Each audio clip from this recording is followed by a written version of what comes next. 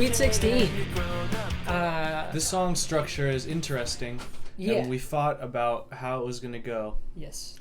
in pre-production because it goes intro, verse, something, verse, longer amount of that thing, and then outro. Right. So it was decided in pre-production to go to like the tiny little pre-chorus, Blame It on My Chemical Brain. That's when that was decided. Right. Because it was just going to be the tag part, I guess. Right. Yes, it was. And then we needed some more diversity, yeah. And it sounded strange to go to a completely different part that hadn't been foreshadowed. Yeah, totally. So putting that little part in kind of made it okay to go back to it. Yeah, I agree. And it had the tag part of Sweet 16 in it. It did, thus making the song Sweet 16. Right. Yeah, I really like this song. It's another song that kind of like starts off and kicks you right in the face. This is the beginning of it.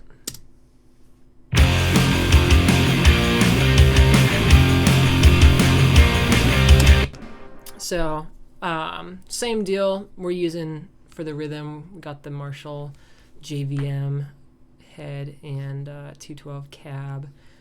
We got some bass. We have tambourine going on, and you want to talk about the compressed guitars? Yeah. That's So in the verse, we had it go down to a single guitar, and I'm a very big fan in mixing of using EQ filters to kind of shape and add energy or take energy away intentionally. So in the verse, we went down to one guitar. It's kind of panned to the right a little bit, and I made it so that most of like the low mids and everything of the guitar are cut out. So it sounds like this. So kind of fuzzy, and then when the vocals say,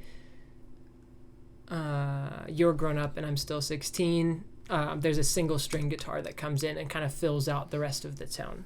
So.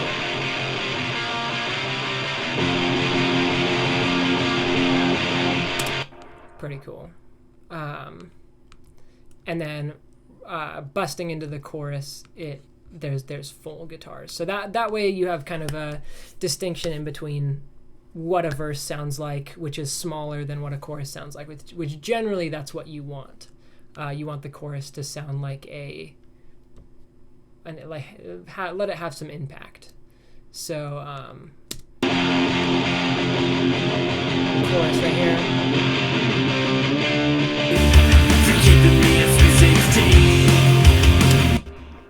Cool. And then on that note, this was one of the first, I think this was the first song we added the synth on. So kind of like a Moog style synth. This was in the first foreshadowing part. It is, yeah. So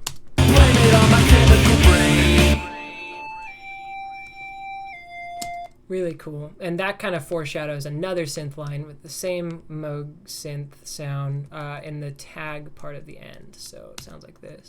Sometimes I cry. Kind of doing that Toxic Kid alternating. Really, really dig it. Just like a pure sounding synth. Yeah. Then we also did an organ. Into the outro. And throughout, just to beef up that rhythm again. Mm-hmm. It's all about it sounding huge. So we did a slide up on the organ, which was a good time.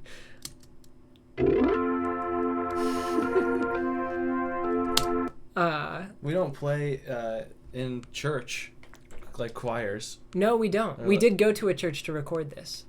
Yeah. It's a real pipe organ. No, it's not. But it sounds good. We had to do a couple of takes of the slide because since we don't play in like real organ. We don't know how to slide, so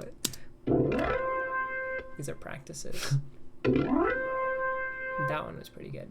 I was like, okay, that's enough. So in the mix, it sounds like this.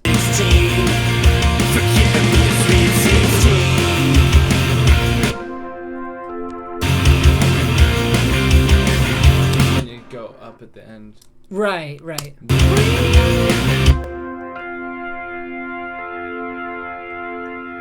Nice. So nice. Vocally, pretty straight up song. This is one song that has some single vocals without a double, which is pretty unique in a Toxic Kid sense. So first verse is just one singular vocal. It's hard to live in a grown-up world when I'm a kid and you're grown up.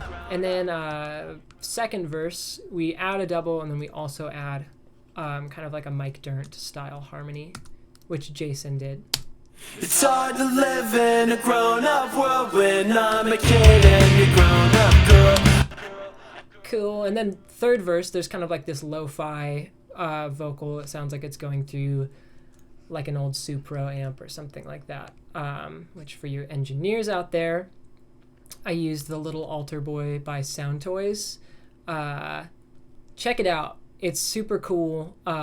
You can do a lot with it, but the drive section is just one knob, and it sounds great on this vocal. It doesn't work on everything, but when it does work, it sounds awesome. So it sounds like this. It's hard to live in a grown-up world when I'm a kid and you're grown up, girl. I talk to you. So just Super cool. like overdrive, or is it like a super compressor? Yeah, kind of both. Yeah, it compresses it quite a bit as well. But I kind of have like my same vocal chain. I did a bit of a different EQ, so I kind of cut a lot of the highs out to make it sound a little bit more like radio-like.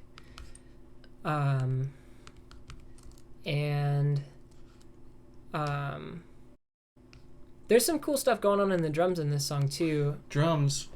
It was all about the and one again, or Right. the 4-4-1. You want to play that beat going, from wherever in the verse to the second verse. So It's hard to live. This is through the first part of the verse, and then when it goes again, 4 1 2 3 4 1 2 3 4 1. So on the 4 and 1 is the accents, and which stays consistent throughout the song. Yeah. Which is cool. And then also the snare fill. There's only those 2 beats in the song pretty much. Mm-hmm. It's just the standard rock beat for the intro, interlude, and outro, and then the verse beat. And then there's this fill. Yeah, you have it.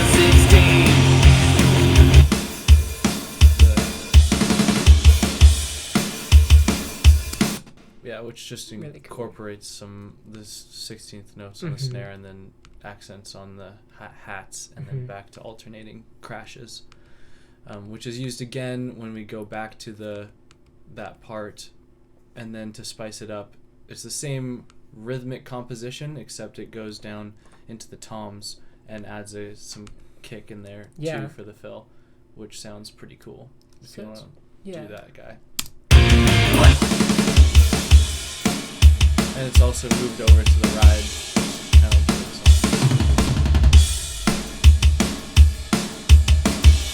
matching accents. Yeah, really, really cool stuff.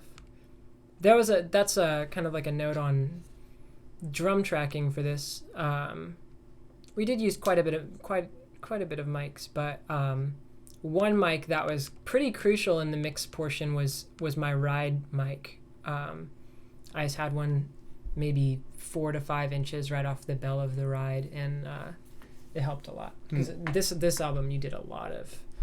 Yeah, I did. Some And when the ride comes in, it's usually really important. So definitely. I did a lot of automating when the ride came in. So that is Sweet 16. Sweet 16.